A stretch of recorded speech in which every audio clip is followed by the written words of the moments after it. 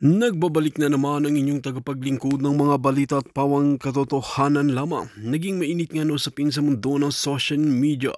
Matapos mabuking ang kanilang masamang plano, wala nang kawala si Lisa Tanas at Sandro. Malapit na silang makulong.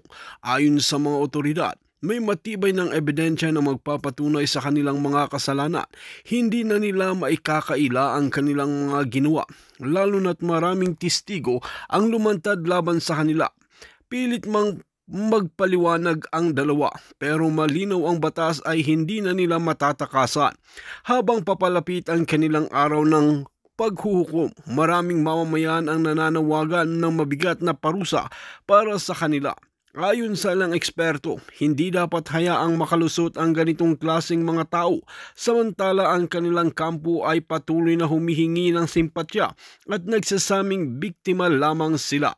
Ngunit hindi na ito pinaniniwalaan ng publiko, lalo na't matagal nang nagdurusa ang bayan sa kanilang mga katiwalian. Sa kabila ng lahat, hindi pa rin sumusuko sina Lisa Tanas at Sandro. May mga ulat na sinubukan nilang gumamit ng kanilang connection upang maiwasan ang kulungan. Ngunit tiniyak ng mga otoridad na hindi sila makakaligtas sa batas, maging ang kanilang mga dating kaalyado ay unti-unti nang lumalayo sa kanila. Ngayon, ang tanong ng lahat, matatanggap ba nila ang kanilang kapalaran o magpaplano pa sila ng pagtakas? Isa lang ang tiyak, ang kanilang paghahari ay tapos na at ang hustisya ay malapit ng manaig. Parusahan na sila, mga kaibigan. Para nga sa karagdagang impormasyon, panoorin nga natin ang buong video. At kung bago ka lamang sa aking channel, huwag kalimutan i-click ang subscribe button at notification bell para lagi kang updated sa ating mga bagong video. At para sa sulit viewers natin dyan, maraming salamat sa walang sawang pagsuporta.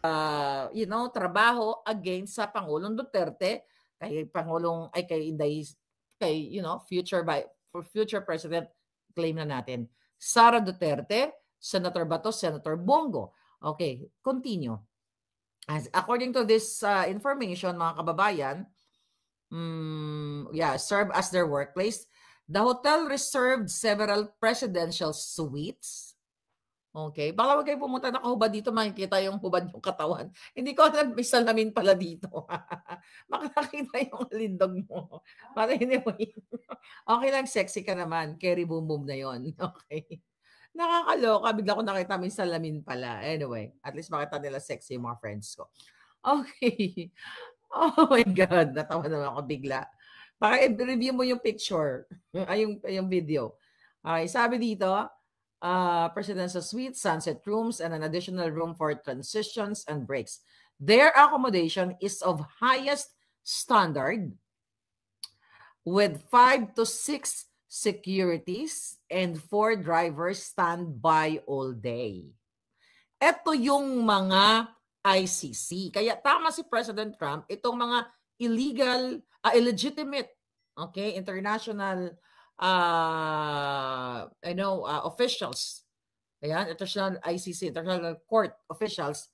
Nakikita mo to kasi the fact na binibigyan sila ng 5 to 6 securities, patago silang pumapasok sa ating bayan sa pakikipagsabwatan ng mga bangag ni Romualdez, ni Zaldico, according to this, ito ay planado ng bangag na administrasyon.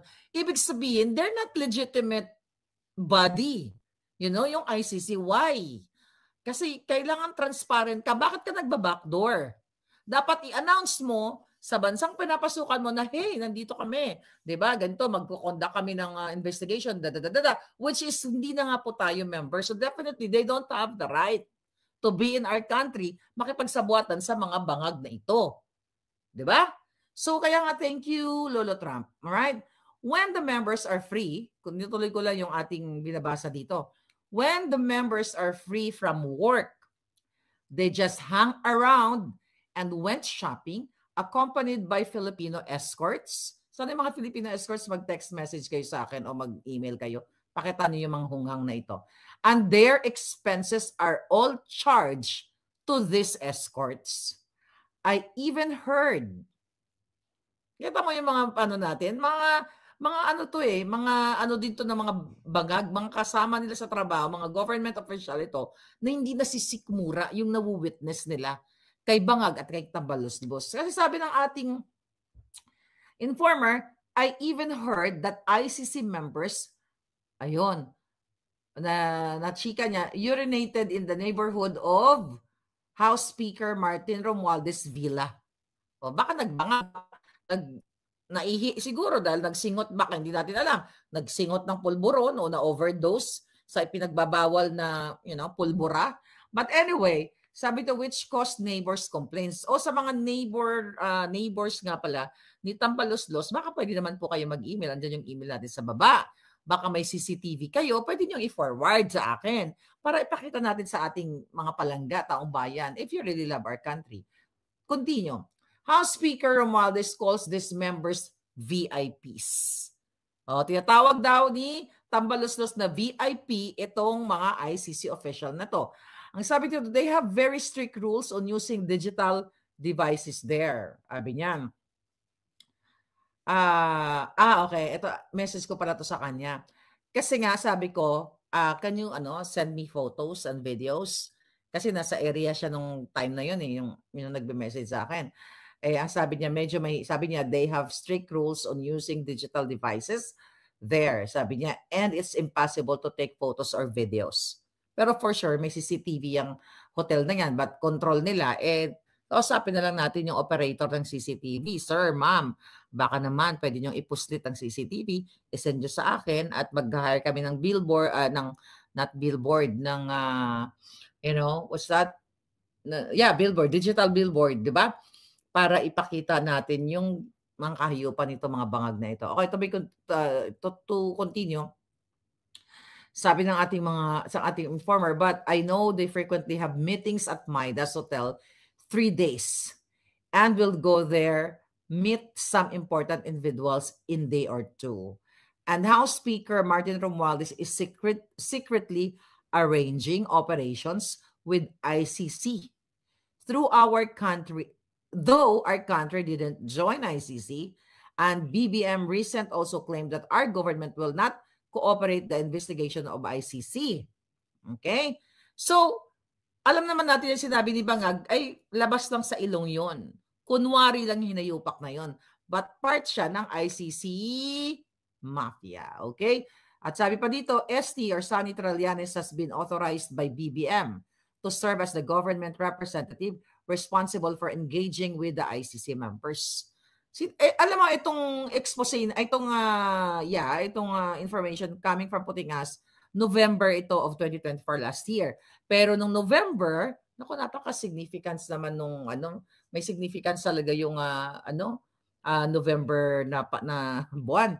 Kasi November of 2023, sinabi ko rin sa inyo about this na Target Duterte, vloggers, Pastor Kibuloy, SMNI, papapasara nila and everything, papagurgur yung mga social media platforms natin, which is nangyayari ngayon. So ngayon, eto si Trillanes, noon pa napangalanan na yun sa ibang informante natin na makikipagsabuatan sa ICC.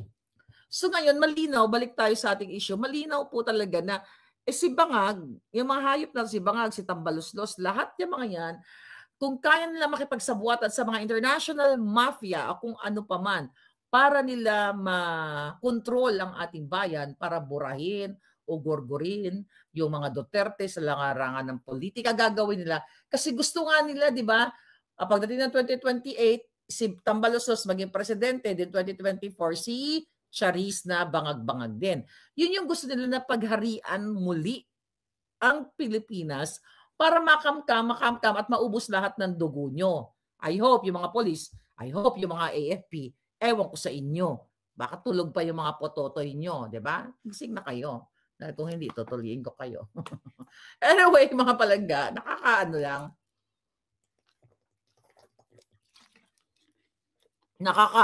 Nakakatuwa din kasi nakikita natin kung gaano kabugo itong mga ito. So ngayon, yung pag gusto nilang pag-impeach o pag-remove, na-impeach na removal kay Inday Sara.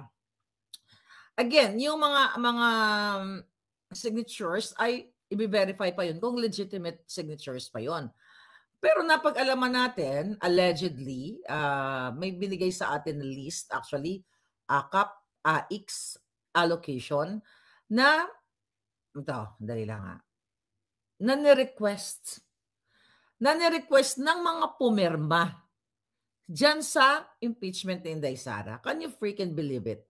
Kaya dapat lang, nag-file lang sila Congressman Ungab na imbestigahan itong mga buwakan ng inang pumirma na 250 na ba sila ngayon? Ito po yun ng mga kababayan, binigay sa atin ng puting ahas from Congress ito. Okay, papakita ko lang ng ito ay mga listahan. Kaya nga allegedly, ito yung mga mga pera niya. Ayan, tingnan mo, yan, pinakita sa atin. Sino-sino yung mga nakalista dito? Oh, tingnan na. Ang nakasulat dito, AKAP, okay, AKAP, project, budget, date requested, date approved. Okay? Few days. Kailan ba, anong date na ba ngayon? Birthday pala ni ngayon, ni Bel nga sa February 8. So 2 days. 2 days lang yun, di ba? 2 days ago, di ba, na-excite yung mga buwakan ng ina doon dahil nga nakakalap sila ng maraming perma or more than 1/3 na nare-require, di ba, ng batas, ng konstitusyon para ma-impeach ang isang impeachable officer like Inday Sara. Kaya kung napapansin ninyo, yung mga ibang kongresista doon, may mga lumabas na video, I think from District 2 ng Caloocan, I forgot her name, na-scan ko lang kahapon, na sinasabi niya sa kanya mga constituents, the reason why na kailangan nilang pumirma dito sa pag-impeach kay Inday Sara para hindi sila mawalan ng budget sa kanilang distrito. So meaning, hindi sila pumirma. Ang sabi nga nung anong pangalan nun? Mga 240 na daw, sabi ni Rafael Ansiaga, yung pumirma. Can you comment kung anong pangalan ng Caloocan House of Representative? Sinasabi niya mismo sa kanyang constituent man. Hi, Remy, how are you? Ang tagal mo, magkape na tayo. Yan, tumaligo ka na.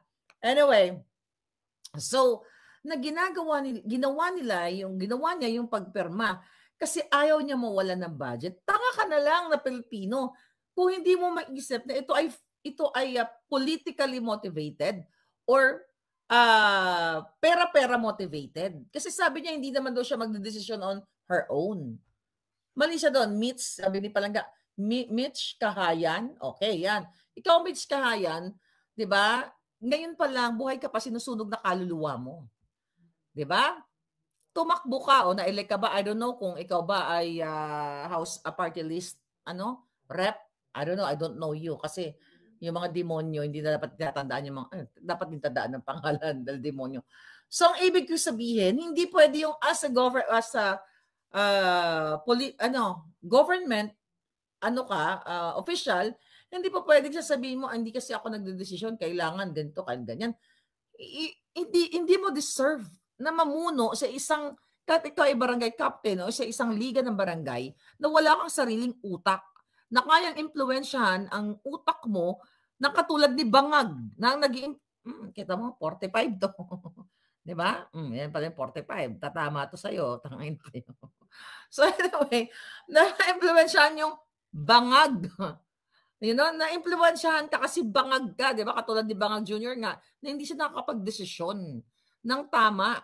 Okay? Dahil ang nagdedesisyon sa kanya, yung asawa niyang bangag din, na addictus, na kidnapper, smuggler. Okay? Ayan, libelous yung mga pinagsasabi kung hindi totoo eh. Wala pa sila, di ba? Kinakasuhan. Bring it on. Natangainan nyo. Anyway, mga kababayan, okay? So yun nga, yung Mitch Kahayon. O kaya, sabi ni Brent, baka naman Mitch, kalahon. May mga ilong ba dito? Alam niyo ba yung kalahon? Damo kala. Basi yung giti, damo ginakala sa kakakalinti niya. Anyway. Anong kailangan mo? Nyeta. May gumagapang. Hoy, nakikita ka yata. Teka, wait, tingnan ko. Bakit kasi wala? Oh my God. Anyway, sorry Balangga, I'm with my friends na mga makukulit. Alright, so ito na nga listahan. Okay, AKAP ID. May mga ID pala itong mga hinayupak na to. Okay, ito yung sinan sa atin. Pakita natin mga pangalan ng congressista. Ayan. Are you familiar with that? Kasi ako, di ako familiar sa mga ganyang klaseng dokumento. Alright, tingnan natin. Pakita natin sa inyo. Ito, sinundan to sa atin. So, kaya dapat talaga imbestigahan ito. Alright, so ito yung kanilang mga ito agency, dumaan sa DPWH, okay? Ito ang kanilang, nirelease pala, ang kanilang mga budget noong February 3. I mean, date approved. Date approved. Tignan na to sa listahan na pinapakita natin. Thank you, madam, yung nag-send sa atin mula sa Congress. Sana po wag kayong magurgur para marami pa kayo mai-send sa atin. Tulad nito, ID number 24522, honorable, o tangay namang honorable, dishonorable, kawatan. Dapat ganun ang mga title na mga yan. O, sabi dito, Alan Ecleo, agency, DSWD, project, AKAP. Okay, ang binigay o na-approve pala na budget para sa kanya, 20 million. February 3, 2025 para sa kanyang distrito. Kaya, bago pa nila nakulimbat yung perma ng 240 now, ay naaprubahan sila, na-approve lahat. Saan ka makakakita? Lahat ng halos lahat ang approved date is February 3. Mga kababayan, pinapakita ko lang to sa inyo para naman magising kayo. Punyemas. Na-approve February 3, 2025. Okay? Date approved. Alright. Date requested. Pag-request ng February 3, approve agad. Ganon sila kabilis. Mag-approve sa pera ng bayan. Mga putang yung buwaka ng Genimis na to. Endorsed, allocation type. Ayan, regular. Ano ibig sabihin nito? Chief of Staff. Okay. So, i-release siguro sa Chief of Staff to. Tama ba? May ano ba dahil dito? May government employee or official na nakikinig. Sabi ni Manuel Munya, Eric Sylvester, wag iboto. Isot siya inodoro, mga kababayan. That's correct. So, ito, nakalagay yung kanilang mga Chief of Staff. Allocation type, Chief of Staff. Siguro, dito ibibigay yung pera. Ayan, no? Malay ko ba dyan sa mga pangalan? Hindi ko nga kilala yung mga jutang genimis na mga yan. Okay? So, sa dokumentong ito na pinapakita sa atin, ayon sa ating informante, okay, sa dami ng mga pangalan dito na mga nakatanggap, Baskog, okay? Ang pangalan, mga congressman, Ecleo, okay? Alfelito M. Baskog, ito, Amparo Zamora, Antonio Calixto. Titignan natin yung mga prominent na nakilala natin ng mga demonyo na nakikita natin dyan lagi. Alright? Ito. Si ayan, Juan Fidel Felipe Nograles, Juan Carlos Arjo Atayde. Ayan, tumanggap din pala yan. Akala ko mayaman yan. Yung Atayde, di ba? Akala mayayaman yung mga yan. Mayaman saan kaya itong mga to? Sino pa itong mga to? Na mga tumanggap ng 20 million, 25 million. Si Dong Gonzales, ayan. Si Duke Frasco, ayan, mga traidor yan. Tinraidor talaga ang mga Duterte, yung mga hayop na yan, mga manggagamit. Sino pa? Of course, nandito ang allocation kay 25 million ang binigay kay Sandro Marcos sa kanyang distrito, District 1 sa Ilocos Norte, pero hindi naman nakakarating at mahirap pa rin ang District 1 dyan sa Ilocos. Kawawa naman kayo mga palangga. Sana kumilos protesta na kayo. Si Luistro, sino pa to? Kung Hon, si Kung Han, yung hinayupak na ito, okay? Etong si sino pa yung mga pangalan? Matibag, Dalipe,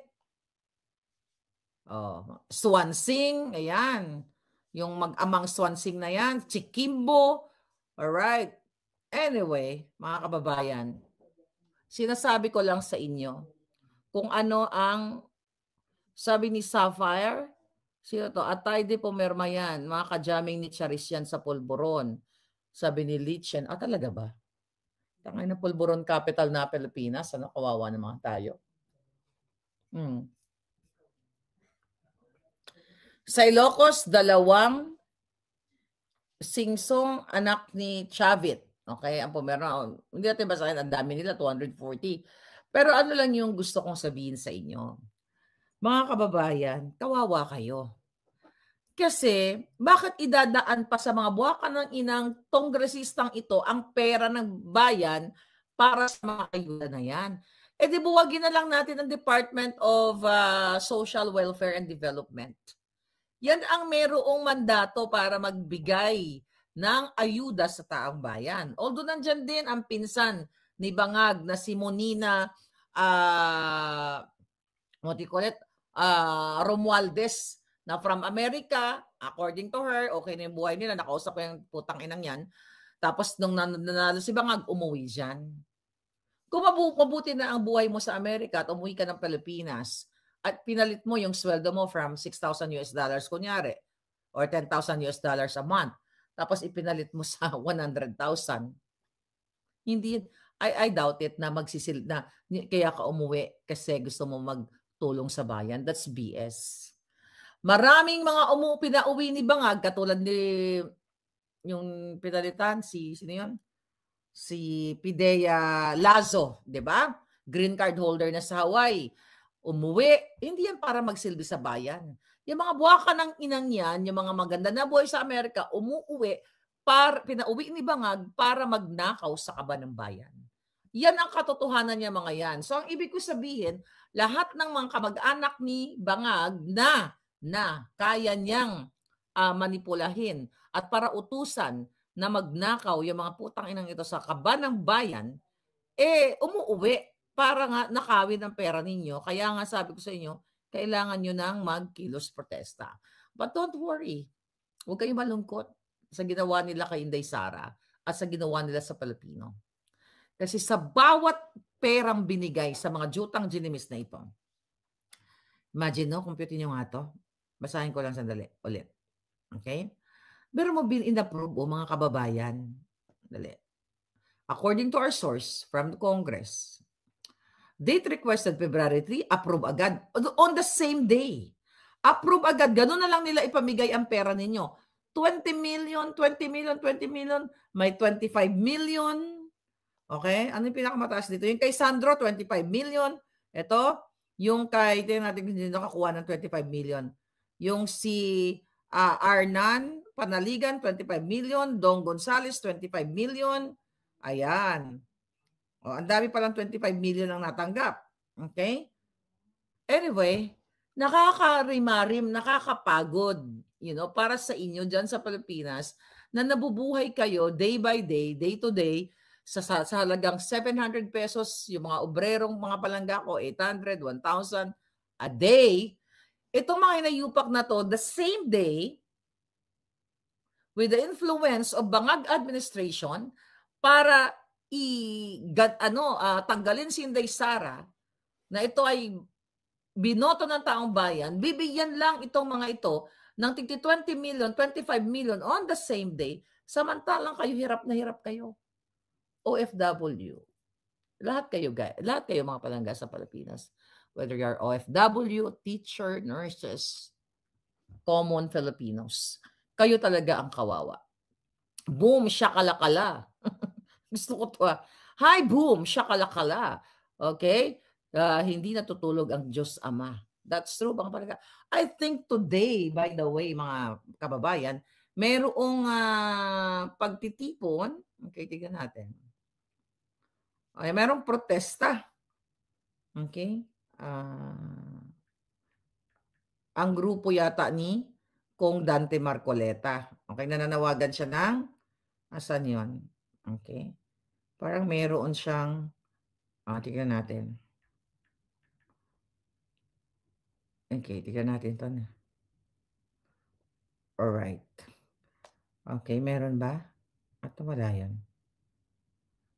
Okay. Okay, here. So, merong Solidarity Rally, Feb 9, 12 p.m. Ano ba date na yun? Sa Pilipinas? 9 na ba ngayon? 8 pa lang pala ngayon. Okay. Feb 9, 2025, 12 p.m. to 1 p.m. motorcade assembly sa Quezon City Circle. Okay, 1 p.m. to 4 p.m. naman, start of motorcade from Quezon City Circle to Commonwealth Avenue in front of Sandigan Bayan and Commission on Audit. Ito ay solidarity rally ni Kong Rodante Marcoleta na yan, isa yan sa mga company ni Sara. I think may marami pang mga pagtitipon. But recently, kahapon, sa press ko ni Inday Sara, sinasabi niya na hindi niya ini-encourage yung mga tao na magwelga o mag-rally sa kalsada dahil nga sa kahirapan ng buhay. Pero natin sabihin na strategy, di ba? Parang reverse psychology. Pwedeng ganon. At, pero nakikita ko naman yung intensyon ni Inday talaga na concern siya dito sa pagdorobo. Pandorobo ng lobo.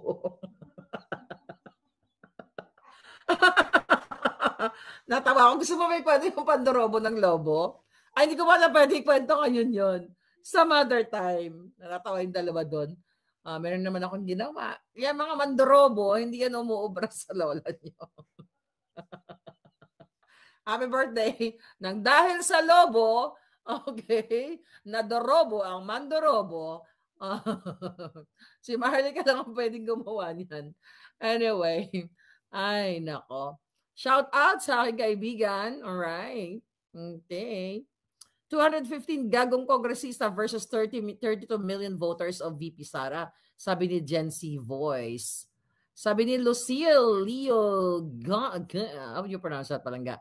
Langga, nag-PM ako sa'yo. Saan ka nag-PM, Palangga? Mag-email ka sa akin ngayon. Nandyan yung email ko. Ayan.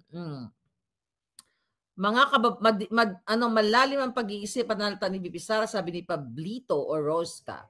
Watching here in Hong Kong, sabi ni Danila Bunag. Sa Davao City, Davao bukas February na indignation rally candle lighting sa Ross Street. Sabi ni Pops Bentulan, arte. I am Gladys. May nakaabang na criminal case kay Tamba, Soltico, and the Dima Lipi o the Lipi, hindi ba? Okay, the Lipi ba o Dima Lipi? I don't know. Sa Monday, malapit na siyang makulong, filed by Citizen Crime. Yeah, I mean, yung ating naman mga kakampi mga abogado, alam naman lang gawin nila. But ganun pa man, yung ating mga vloggers, okay, na sina-shutdown ng aming mga Facebook page. Si Crizette, Loretta Chu, wala pa siya bagong page. Meron yatang gumawa sa kanya na peke-peke. Huwag niyo ipalo yan. Wala pa siyang bagong page kasi ina-appeal pa niya yung old page niya. Si MJ, Kiambao Reyes, may bagong page. Si Nierko, at marami pang iba. Kaya, ako ang dami kong page, di ba? I have 3 pages right now. 4 nga eh. Political, Witch Boy, meron akong Boljakera, Maharlika Network, Maharlika Travel and News. Kasi kung ang pusa may 9 na buhay, si Maharlika mayroon 6 trillion na buhay. Kaya pag nagurgur yung isa, lipat kayo. Nagurgur, lipat kayo. Kasi gusto tayong kitilin eh. Diba? Parang gremlins din ako, dumadami ako. The more na sinisikil tayo, the more na nagwawala yung ating boses. Right? Okay. Sabi ni RJYC Vlog, ayan, kakasuhan si Tamba at Zaldico. Yes, let's do that. Okay? Kailangan bantayan ng eleksyon, baka dayain tayo ng mga zatanas. Kaya nilang magbayad, sabi ni Mary Ostolano. Yes, kaya nga 'di ba? Kung meron pong impeachable na grounds or offense na ginawa ang isang impeachable officer, yung buwaka ng inang singhoters na si Bangag, na favorite thing to do niya ay pagsingot o paglaklak ng pulburon, 'di ba? Kidnapping ulit, smuggling, pandaraya sa eleksyon dahil noong 2022 election, sumulat at nagbigay ng sworn statement, affidavit si Atty. Glenn Chong na sinasabi na si Lisa Tanas at ang mga bangag ay nakipagsabwatan sa Smartmatic para magkaroon ng 31 million na boto si Bangag para maidikit yung numbers of votes kay Inday Sara. Di ba? Pero ayaw yan imbestigahan ng mga jutang ginimis na House of Representatives. At dahil dyan, sabi ni Virgilio de los Reyes Palangga, magugurgur na si Kuting. Malay mo, 'di ba, sa February 15, oh, after niyang sumingot ng what do you call it, ng polboron during the araw ng mga puso, araw ng mga pusong itim, baka magorgor, hindi ko alam. We don't know. Hi then, Scorpion, how are you? People power na, sabi ni Juan Carlos. Pumirma si Swansing, sabi ni Model Mabitazan. Okay. Abo ng mata ni Inday. Okay. Ipalabas na. Okay, ang video, sabi ni Maria Calabrea. Alam nyo kasi, sa larangan ng pakikipaglaban sa kahit anong bagay, hindi mo dapat nilalabas ang lahat ng bala mo. Kasi isang buhos mo, ilalabas mo yung bala mo, tapos hindi mo nagurgur lahat ng kalaban during that moment, wala ka ng bala, ikaw na magugurgur. So I think yun yung strategy.